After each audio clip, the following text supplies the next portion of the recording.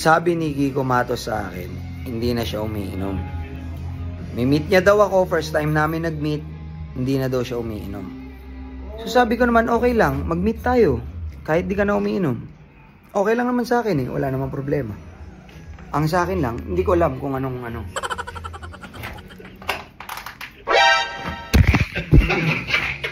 Magaling pa rin talaga.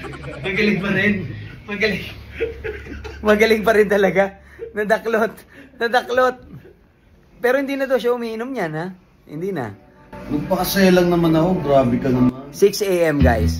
Update, 6 AM. 3 oras na siyang tulog. Let's go. Shit, ang daming tao. What?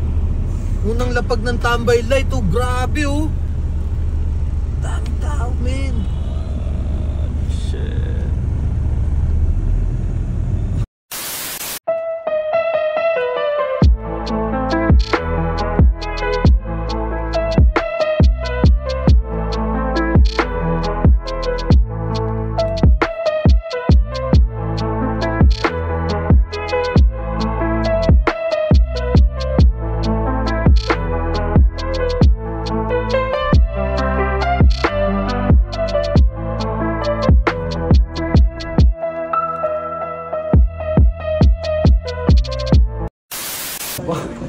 Saan gawa to?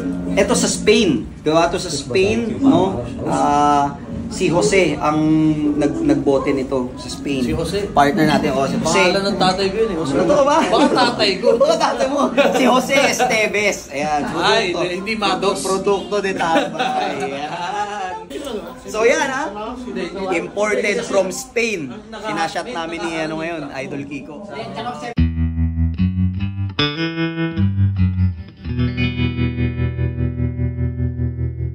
Yung plan dito, mas marami kang natutulungan, mas mabilis yung, kasi wala kang choice kailangan marami kang tulungan dito na kumita ng pera. Kasi doon tayo lahat kikita. Kita ko, kita rin siya. Ibig sabihin, kaya siya tambay. Ang dami nga nang babash sa akin na hindi pa nila kasi naiintindihan, kaya naiintindihan ko sila. Sinasabi nila, tambay. Pero yung presyo mo hindi naman pantambay. Unang-una, yung sa tambay cup, nakukuha lang yan dito ng 1.3. 1,000 1.3 distributor, tas 1,650 ang SRP. So, technically, mura yan kumpara sa mga ibang cups na mamahalin. Okay? 1.3 imaginein mo. Pero, 1,650 SRP. Ngayon, ang nagpe-presyo ng 2.5 niyan, 3,000, 10,000, 8,000, hindi ako. Yung demand, yung mga reseller. Kaya tumaas yung value. Ngayon, sinasabi nila, ba't hindi naman presyong tambay? Hindi ko naman kasalanan yun, hindi naman ako naglagay ng presyo nun. Ako, ever since tambay na ako Oo. Lahat ng pinagkakaperahan ko, racket. Oo, diskarte. Diskarte. Oo, diskarte. So, syempre, yung value ko rin bilang tao, tumataas. Oo. So, nasa presyong tambay ako. Pero, hindi lang ako basta tambay. Ang tawag ko sa sarili ko, alam mo ano? Ano? Professional tambay. Yeah! No, I kid you not. Matagal ko nang tinatawag sa sarili ko na professional ako tambay. tambay. Kita mo? Yun. So, yung mga bibili, yung mga professional tambay. Yung mga madiskarte tambay. Kasi marami naman tambay na may pera Ngayon, hindi ka naman presyong tambay. Point is, yung mga tambay na wala pang diskarte, tinuruan nating dumiskarte. So ngayon, dahil inopen ko yung advocacy na yun, puta ngayon sila, yung iba, puta nga na, pwede nga, ginaganaan ako ron, pwede pala akong pumera sa cup pwede pala akong magkaroon ng Hindi mo kailangan ng diploma. Same thing, ito naman, yung tambay light, presyong pantambay kaya yan. Siyempre, ba't mo naman ikukumpara doon sa tagti 30, tagsi 70 na?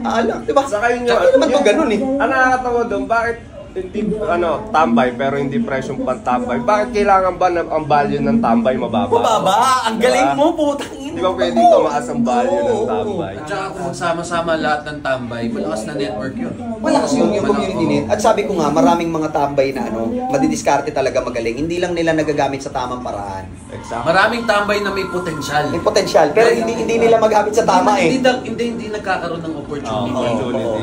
Opportunity. Yun tayo dito sa tambay. Kaya sabi ko hindi lang akin yan sa ating lahat yan.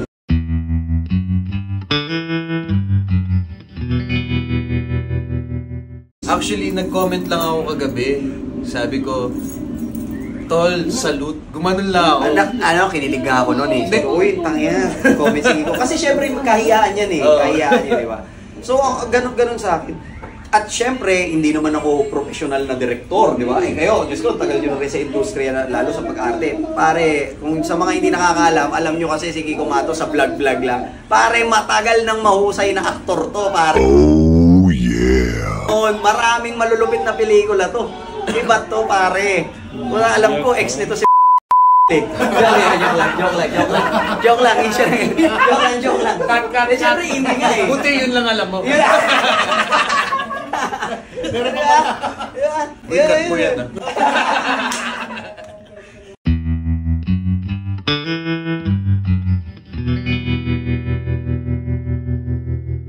Nakakapangit din, nakakaluwa. Para sa akin, masarap siyang walang chaser. Oo. Mas ano, Oh, ito pa isang tricks. 'Di ba? Sabi nila, hindi halos ka presyo. Eh, ang laki ng tipid mo sa chaser. Oh!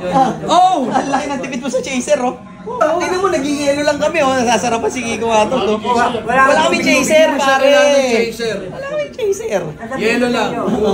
kung kayo may ubo, mawawala ang punyo dahil masarap. Ano eh, Solmux? Oo, masarap. Ginawa mo Solmux na. Ayaw nyo maniniwala eh. May kanin. Oo. Hindi syrup yan. Hindi sila